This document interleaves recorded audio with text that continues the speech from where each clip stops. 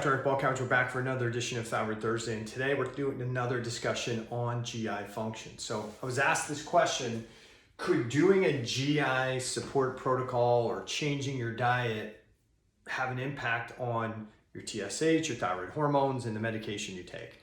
And the answer is yeah, it absolutely could. So whether you're just doing a kind of a significant shift in your diet, maybe going from a standard American diet to more of a whole food diet, could change your need for medication. It could change how you respond to the thyroid medication you're getting. So let's have a little discussion. So your gut bacteria, the amount of bacteria that, or the type, all the types of bacteria that live in your gut, we call it your microbiome.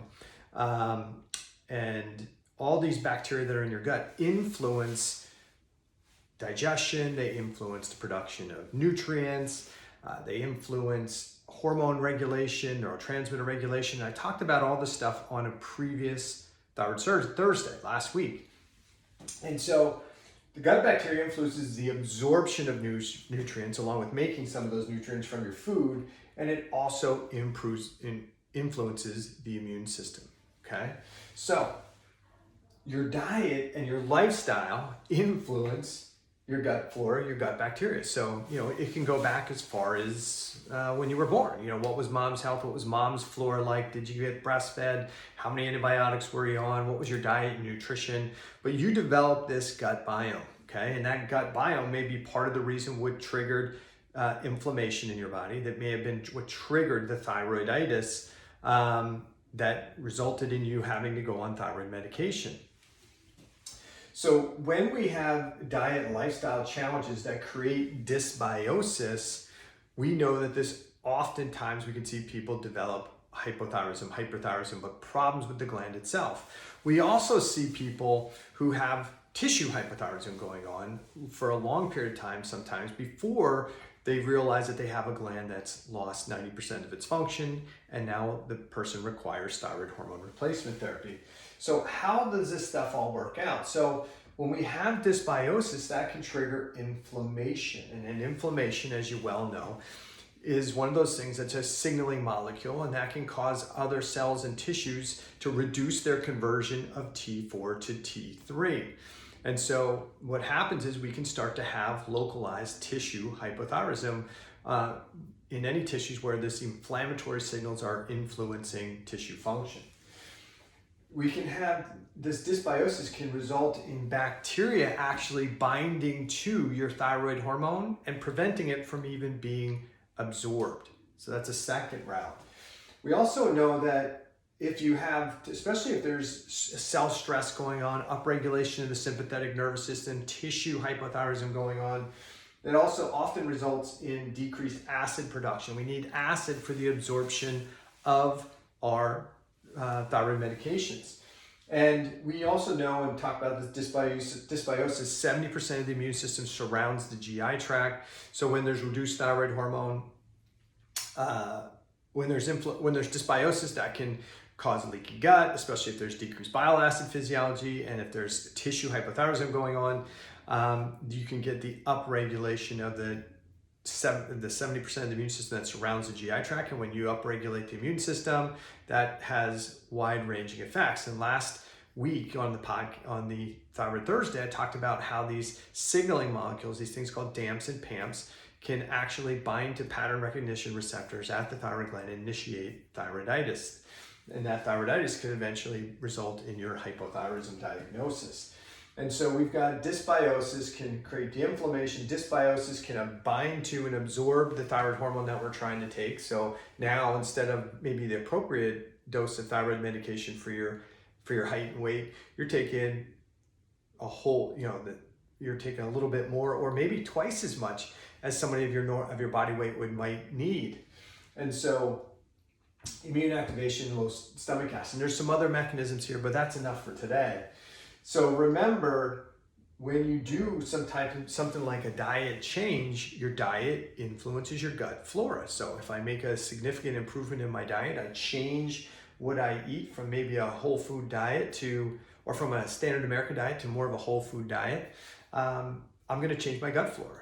And when I change my gut flora, hopefully it's changing it for the better, and that can influence the amount of thyroid, that's gonna change the bacterial content, right? And if I improve the bacterial content of the gut, then I might actually get more absorption of my thyroid medication, because improved stomach acid, bacteria not binding to the thyroid hormone replacement therapy.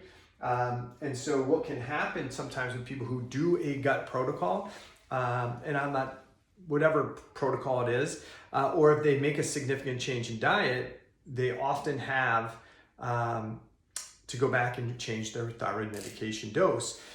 Typically what I look for is somebody who starts to feel a little bit more hyperthyroid. Maybe they're having some insomnia, some sleeping issues. Maybe they were doing good initially with some of the dietary changes, but now they're having some sleeplessness and some irritability. Maybe they've hit the stall that I talked about on a previous Thyroid Thursday. I'll send them back to get a new thyroid panel.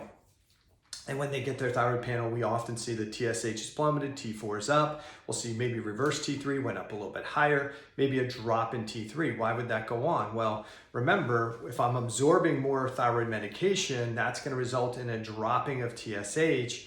And as I drop TSH and I have all this medication in the system, there's going to be less production from the thyroid gland, because the gland's going to not need to function as much, but there's often reduced conversion of T4 to T3, and with the flood of extra hormone, there may be an upregulation of T4 to reverse T3. So just some things to consider. So if you're a person who does you do an AIP protocol, maybe you do something to help improve your gut, change some back, start taking some digestive support, take some fiber, whatever it is to improve gut function, and you notice that, hey, I'm starting to get a little bit more hyper type symptoms, of having some insomnia, it makes sense to go get your thyroid panel checked. This is not like something that rarely happens. I see this all the time.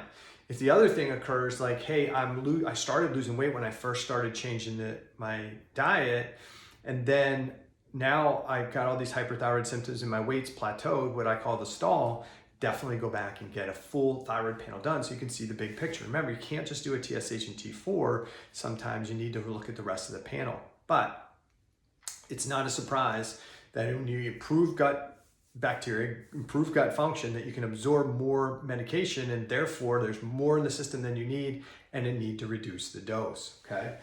The other thing that can happen is with changing the gut flora, hopefully for the better, we'll wind up decreasing the inflammation. That often results in decreased thyroiditis, decreased inflammation, decreased immune activation, decreased thyroiditis, and now the gland can start to function again. Third thing is we decrease the inflammation in the system, because the gut's not the gut doesn't have as much issue. We can actually get a better conversion of T4 to T3, and again, you can have less need for medication. Keep in mind, the opposite thing is true as well. So if you go from a pretty healthy diet to a pretty lousy standard American diet, lots of alcohol, lots of stress in your life, all of a sudden that thyroid medication dose that once was sufficient may now not be sufficient. So because of now we've got more bacterial dysbiosis, we're not absorbing as much, we've got more stress going on, more inflammation going on, we get local tissue deactivation of thyroid hormone, which creates low stomach acid production, low bile physiology, reduced pancreatic enzyme output. So now the bacteria starts to overgrow, more inflammation, we get leaky gut, we get more immune activation, now we get more thyroiditis, we have decreased absorption of our medication, and now all of a sudden a dose that may seem to have done really well when I was living a better diet, having a better diet and living a better lifestyle, all of a sudden isn't sufficient anymore, and now you got to take a stronger dose. Not only do you have to take a stronger dose to get the TSH to come back into range, but that stronger dose still may not make you feel good, okay? Because we've got that tissue deactivation that I talk about when there's excessive cell stress. So hopefully this helps. If you do a gut protocol, change your diet, and you find that you're having some hyperthyroid symptoms, or you hit the stall, get a full thyroid panel done. I always like to look at some tissue indicators based on your previous labs. You might need to reduce your dose of thyroid medication. Hope this helps. If you have any questions, put them below wherever you watch this video. And don't forget, if you want, pick up a copy of The Thyroid Debacle, the book I recently wrote with Dr. Kelly Halderman.